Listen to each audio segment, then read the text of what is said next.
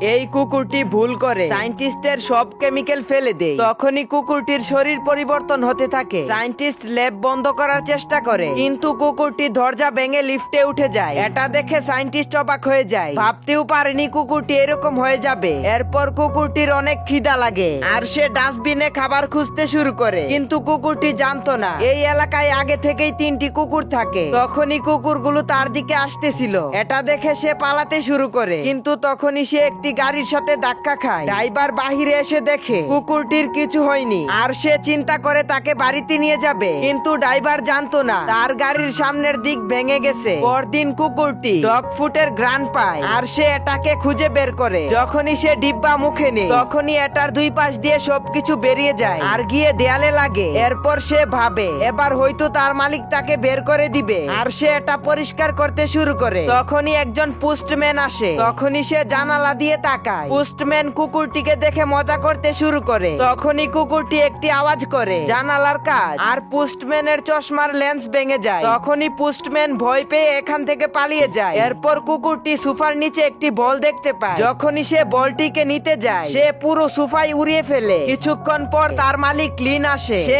ঘরের এই অবস্থা দেখে মনে করে চুরি হয়েছে। তখনই সে একটি আওয়াজ শুনতে পায়, কেউ একজন বলতেছে এইগুলো আমি করেছি। তখনই লিন কুকুরটিকে মজা করে জিজ্ঞেস করে, এটা তুমি বলেছো? তখনই কুকুরটি বলে, হ্যাঁ আমি বলেছি। এটা দেখে দুইজনই চিৎকার করে উঠে, কারণ তারা একজন আরেকজনের কথা বুঝতেছিল। এরপর লিন তাকে এলিনার সাথে দেখা করাতে নিয়ে যায়। তখনই সে দেখে এলিনার সাথে একটি ফিমেল কুকুর এসেছে, যেটা দেখে সে তার পাওয়ার দেখাতে শুরু করে।